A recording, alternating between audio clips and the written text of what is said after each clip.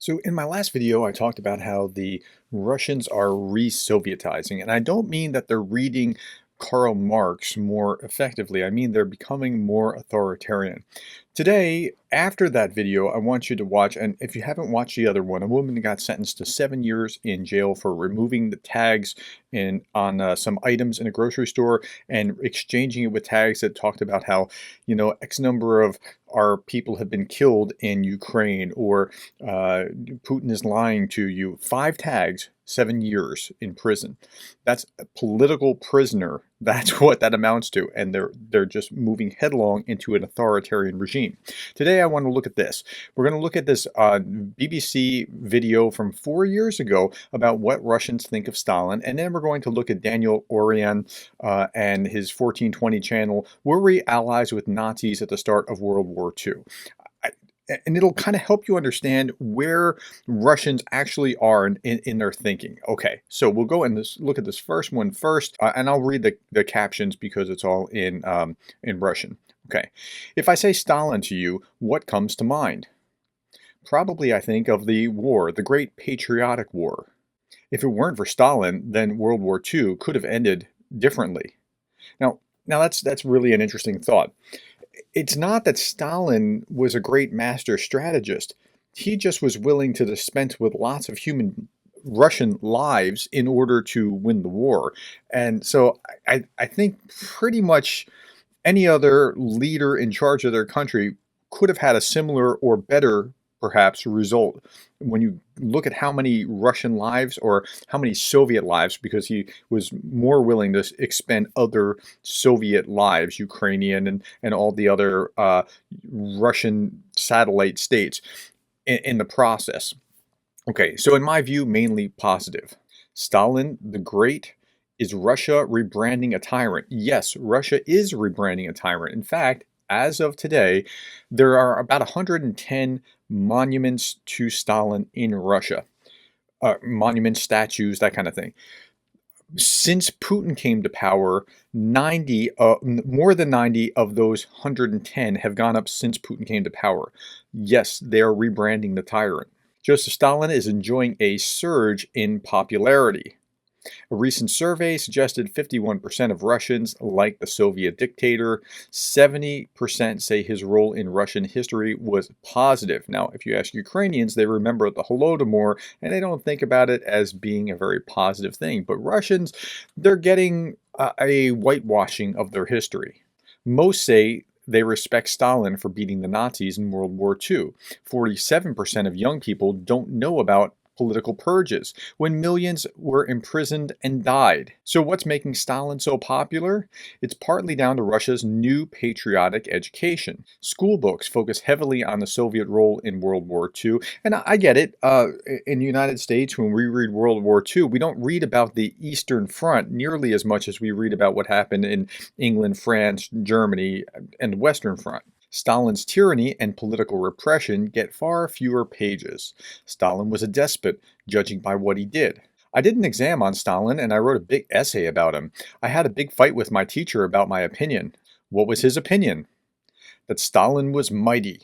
The image of a mighty Stalin is widely promoted as Russia seeks to project itself as a global power once again. And I think that's the crux of what's actually happening, why Putin is angling this direction, because he wants to elevate the status of Russia back to something akin to what it was like back in the Soviet times.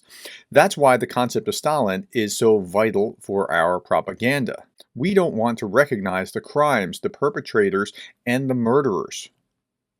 We made of them victors and a very good people. But a new YouTube film on Stalin's crimes has become a surprise hit. For years, Kolomna was the citadel of Stalin's repression, one of the most monstrous periods of Russian history.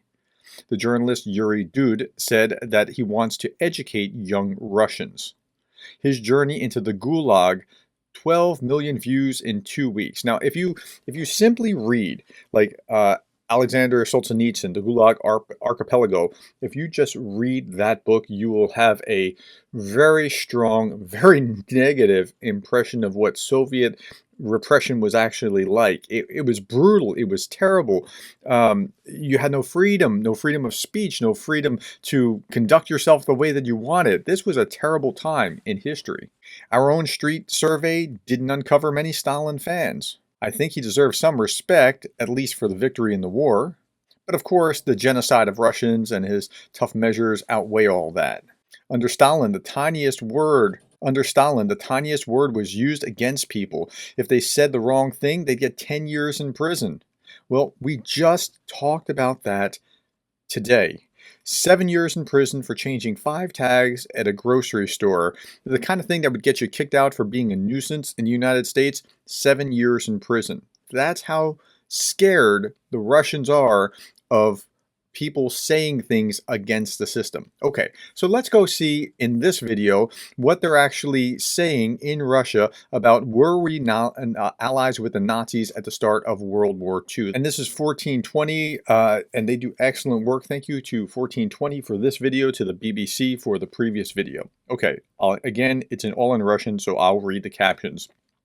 Would you say that the USSR was rather on the Nazi side in the start of World War II? Speaking of the population, no. The government, they probably were forced to have such connections. They were forced to have connections with Nazi Germany to save the country from global war. Of course not.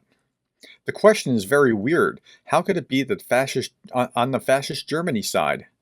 How? The Soviet Union actually fought the fascist occupiers. No, he wasn't paying attention. No way. The Soviet Union has never been on the side of Nazi Germany. We're always for peace, friendship, and the unity of nations. I think no. I don't even remember this happening. Well, you didn't read the book, or you read the wrong one. They didn't even tell us about this, so I don't think it happened. Okay, so they didn't tell you about it. It's not in your patriotic education, but it is, in fact, what happened. They're partitioning Poland, saying you get this slice, you get that slice, and we'll leave each other alone until Hitler turned the deal and stabbed them in the back, which created the USSR as an ally in World War II. And you don't know about the Molotov Pact? Yeah, so the Molotov-Ribbentrop Pact, that's what they're talking about. I know the historical fact that the USSR and the fascists were not against dividing Poland. And that's exactly what happened. Okay, this guy gets an A. My answer is no, since the attack happened on us, as far as I know. It doesn't seem right if we'd been allies because we're on the good side of history. Again, everybody wants to be on the good side of history, right? Like, nobody thinks that they're the bad guy, including the Russian people who are kind of denying what happened here, where the fact is they did carve up Poland, and until Hitler stabbed them in the back, they were allies. Russia has never been the first to attack. That's my opinion. Well, ask the Ukrainians. They might have a different opinion than what you have. Russian people never want wars. Never. They never attack anyone. Never. Like, okay. Now, something interesting here is happening. The young people aren't reading about it. The old people might have known. Now, this is a 60-year-old pensioner, right? And so the older you are in demographics, the more likely you are to imbibe state media. So, and the younger you are, the more you should know, but your education, your books are teaching you the wrong thing. So in both ways, they're kind of getting a distorted, somewhat funhouse mirror perspective of history. Russian people cannot be friends with Nazis. The peace treaty was concluded only to extend some time of peace for ourselves. Okay? At first, it might seem that the USSR supported Nazi Germany, at least according to the signed pact. Poland was also divided according to this pact, but Germany then attacked the USSR. Okay, Poland was not just divided, you stole half of Poland as the Nazis stole half of Poland. So, let's call a spade a spade. And you wonder why Poland is one of the most hawkish defenders of Ukraine at this moment in history. So this violated previous agreements, so we can conclude that we were not allies. That is contorted logic. You get an F. The Molotov-Ribbentrop Pact was directed primarily against the Soviet Union. They prepared it in advance in order to ultimately strike at the USSR. First, Hitler wanted to enslave Poland, then the Sudetenland, and so on. Okay, now this guy is a former, he's 70 years old, so he recognized what it was like to be in the Soviet system. He's an ex-military colonel, and that was his perspective that but no, we were never allies. The Nile is not just a river in Egypt. To sum it up, if we had a document saying that we won't attack each other, we'll be friends. We will cooperate economically and we'll divide Poland without their opinion. We'll have common borders. Again, nobody asked Poland about that. They called it occupation, attack, etc. That seems adequate to me. Really? Why? There's politics and then there's economic cooperation. We probably don't need to mix it up. That's her answer? They broke the non-aggression pact. We had to defend ourselves, so we were not allies. Yes, but you were allies before that. That's what you're missing. So he's right. They weren't allies after that, but they were aligned beforehand. They weren't allies in the sense that they didn't take up arms together against a common enemy, but they were aligned, and that's what we're missing. We're a gullible people. We trusted them. We cooperated with them, but they attacked us. We had to protect ourselves, so it's hard to label the Soviet Union as Nazis. I'm not sure what he's saying here. On the one hand, we were no better than the Nazis, but on the other hand, we were also self-defending. He's right. They were self-defending after the Nazis stabbed them in the back, but on the one hand, they were no better than the Nazis. They were doing the same thing. I'm going to stop there. If you want to watch the rest of the video, it's called Were We Allies with Nazis in the Start of World War II? Thank you again to 1420 for putting out this great video, Man on the Street, so that we could kind of see what's going on. I think the reality is that all peoples will kind of distort their histories to make themselves feel maybe a little bit better than they are. But what's going on in Russia, they're really moving headlong to re-Sovietizing in many ways. Again, it's not for the doctrinal reason of Marx was right or let's look at a 5-year plan or something along those lines, but they're becoming more and more authoritarian, and the people don't know their history. And when you don't know your history, it really changes the way that you see the present and the future. Okay, tell me what you think about that. Thank you for your time. Thank you for the likes, the shares, the subscribes. Thank you for the coffees, and thank you for being the kind of person that cares about Ukraine.